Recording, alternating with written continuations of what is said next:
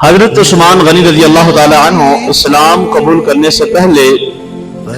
ملک عرب کے مقتدر شخصیات میں جانے جاتے تھے اور زیادہ امیر لوگ ان میں آپ کا تعلق تھا،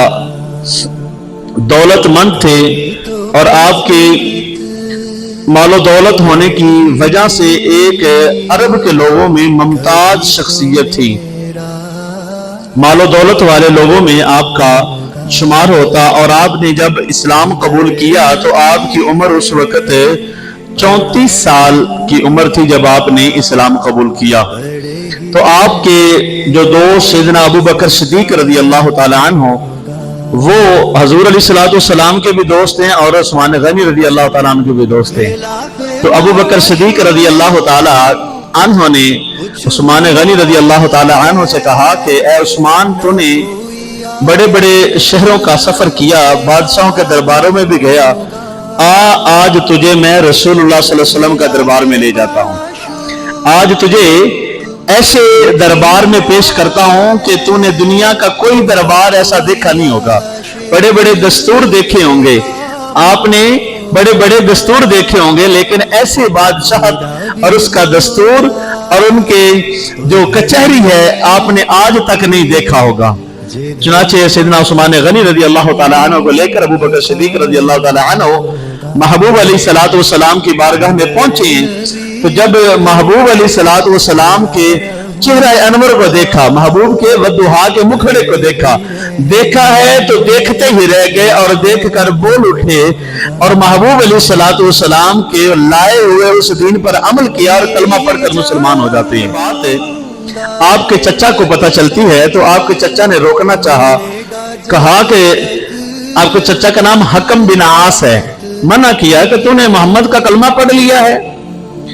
اگر تو نے ان کا غلامی ہونا نہ چھوڑا تو میں تجھے جائیداد سے بے دخل کر دوں گا، جائیداد تجھے نہیں دوں گا، یا تو ان کی غلامی چھوڑ دے، ان کا کلمہ چھوڑ دے، ان کے دین سے دستبردار ہو جا، اپنے ایمان سے اپنے جو باپ دادے کا دین ہے اس کو چھوڑ کر آج نئے دین کا انتخاب کر لیا ہے، آج تو ان کے دین سے ہٹ جا، دوبارہ ہمارے دین پر آ جا جو ہمارے باپ دادا کا دین ہے، نہیں تو ورنہ میں تجھے اپنی جائیداد سے بے دخل کر دوں گا، سارا مال دولت چھین لوں گا۔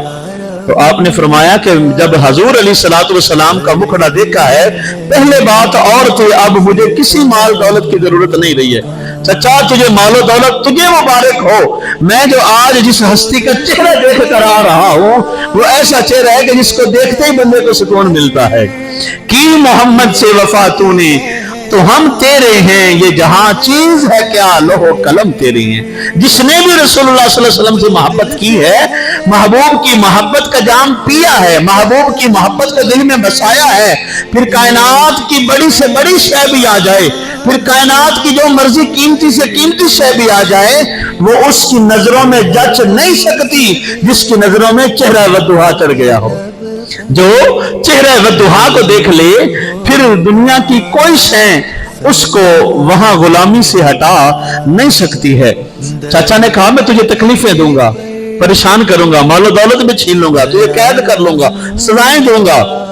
اس دین سے ہٹ جا۔ نے فرمایا نہیں، میں جس کا کلمہ پڑھ چکا ہوں، اب آنکھوں میں جو محبوب کے دیدار کی تڑپ پڑ چکی تھی، اب اس سے دستبردار نہیں ہونا چاہتے تھے۔ جفا جو عشق میں ہوتی ہے وہ جفا ہی نہیں، ستم نہ ہو محبت میں تو کچھ مزہ ہی نہیں ہے۔ وہ محبت جس میں انسان کو تکلیفیں نہ ہوں، اس محبت کا اندازہ ہی نہیں ہو سکتا۔ اس محبت کی قیمت تب انسان کو پتہ چلتی ہے جب اس میں تکلیفیں زیادہ ہوں، جب انسان کو اس میں زیادہ آزمایا جا رہا ہو، تو پھر یقیناً حکم بن عاص نے کہا اب تو دامن مصطفیٰ کو چھوڑ دے۔ آپ نے فرمایا جان تو جان سکتی ہے لیکن دامن مصطفیٰ نہیں چھوڑا جا سکتا۔ محمد کی غلامی ہے سند آزاد ہونے کی، خدا کے دامن توحید میں آباد ہونے کی۔ جس نے بھی